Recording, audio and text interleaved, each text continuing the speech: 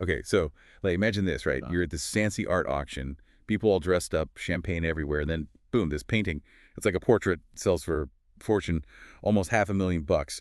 But get this, the artist, not a person, an AI. You're talking about Edmund de Bellamy, right? That was wild. Really got people talking back in 2018. I mean, suddenly AI wasn't just some tech thing. It was like making headlines in the art world. Seriously. And it's not just like paintings and stuff. AI is out here composing symphonies, writing whole scripts, even trying to write like famous authors.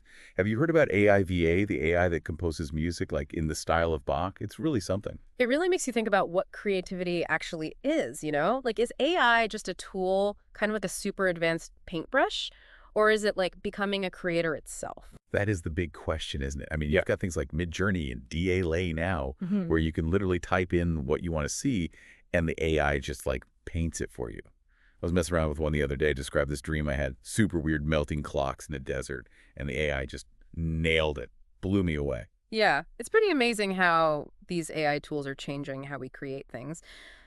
But, even with those tools, it's still a human coming up with the idea, the vision, right? It's like Jensen Huang, the CEO of NVIDIA, said AI is the most powerful force in the world. But, like, powerful how? So is AI going to be the next Picasso, or is it more like a really, really talented art Yeah. student who can copy any style perfectly but hasn't figured out their own thing yet? Yeah, that's the core of it, I think. AI can look at tons of data, spot patterns, and like replicate styles with incredible accuracy. It's like having access to every piece of art ever made. But that spark, that originality, that leap into the unknown, that's where it gets really interesting. So you're saying AI can paint like Van Gogh, but it can't invent Hmm. like cubism, create a style we haven't even imagined. Exactly. And this gets to what worries people, like Jeffrey Hinton, one of the pioneers of AI. He actually left Google because he's concerned about how fast AI is developing, how it might even become more capable than humans. Like he's worried about AI becoming like sentient, Yeah. like in the movies. Well, it's not necessarily about AI becoming self-aware and taking over the world. It's more complicated than that. Hinton's worried that AI could become better than humans, even in areas we thought were unique to us, like creativity, emotional intelligence, and innovation. So it's not about robots taking over. It's about them like becoming better artists than us. That's kind of wild to think about. Hmm. But even if AI can learn all the techniques, all the styles, can it actually feel what it creates? Like, can an algorithm understand how beautiful a sunset is or what it feels like to have your heart broken? That's the million-dollar question, right? Can AI, without ever, living a human life, really understand the emotions that drive so much of our creativity? Take music, for example. An AI can analyze thousands of songs, see what notes go together, what makes a catchy melody, and then write its own music. But will those AI-generated songs, like, make you cry the way a song written by a human who's actually experienced heartbreak can? It's like those AI cooking shows popping up online. The food looks technically perfect, Hmm. but it feels kind of cold. Like, yeah, the AI knows how to sear a steak and make it all pretty, but does it actually enjoy the taste? Did it put its heart and soul into that sourdough bread? I don't know. Exactly. There's a depth of experience, a layer of human emotion that's really hard to replicate with code. And this brings up some big questions for the future of art. Like, if an AI creates something that looks exactly like a masterpiece, does it have the same value? Does it make you feel the same way? Yeah, that's getting deep, man. It's like that debate about photography. Back in the day, people were arguing if it could be real art because the camera was doing so much of the work. Now we're talking about algorithms that can practically paint a masterpiece from a text prompt. And it's not just about copying the classics. What about entirely new types of art? Imagine AI composing music that changes in real time based on your brainwaves, creating this totally personalized, immersive experience just for you. Okay, now that sounds like something out of a movie.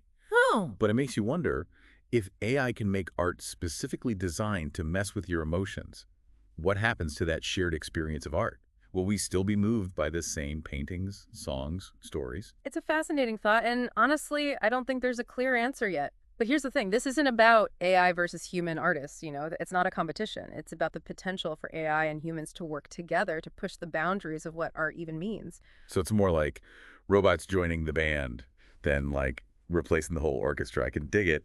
Exactly. Think about it, an architect using AI to design buildings that can actually respond to the weather, or a filmmaker creating like mind-blowing special effects that were impossible before. AI has this potential to unlock creativity in ways we're just starting to understand. That's pretty exciting when you put it like that. But okay, let's go back to this idea of AI making art that's like designed to push our emotional buttons. Doesn't that seem kind of, I don't know, manipulative? Like, what if companies start using AI to make ads that are so perfectly targeted to what we want that we can't resist them? That's a really important point, and it shows why we need to have some serious conversations about ethics and guidelines around AI in these creative fields. Like any powerful technology, AI can be used in good ways and bad ways. It all depends on how we decide to use it. So how do we make sure AI is used to make art better, not to like exploit people? I think it starts with thinking critically about anything an AI creates. Just because something is technically impressive doesn't mean it's automatically good or meaningful, right? We need to be aware of the biases that might be baked into these AI systems and how those biases can be magnified if we're not careful. So it's not just about being amazed by the tech, it's about understanding its limits, where it could go wrong, asking tough questions about who made it, what it was trained on, and what they want to use it for. Right. And it's about having open, honest conversations about what role we want AI to play in our lives, in art, and in how we express ourselves. Do we want AI to just mass produce stuff, or do we want it to help us discover new ways of being creative? Do we want more of the same, or do we want AI to help us imagine something totally new? Those are some big questions. So where do we even start? What's one thing people listening can do today to learn more and be a part of this whole AI and creativity conversation? Honestly, I think the most important thing is to just stay curious, keep learning, and don't be afraid to experiment a little. Go check out some AI-generated art, music, writing, ask questions. Don't be afraid to disagree. And let's keep talking about the future of creativity in this world where AI is becoming more and more present. Don't just like something. Think about why you like it or why you don't. Exactly. The future of art. It's not set in stone. It's a work in progress, a collaboration between humans and machines to create something amazing. And who knows, maybe AI will surprise us all and unlock creative possibilities we can't even imagine yet. And on that note, we'll wrap up this deep dive. But here's something to think about. What if true creativity isn't about being totally original or coming up with something brand new, but about the ability to connect with emotions, tell stories, and spark something meaningful in other people? If that's true, then maybe AI could be the ultimate creative partner, helping us to understand and express our own humanity in ways we never thought possible. Thanks for exploring with us.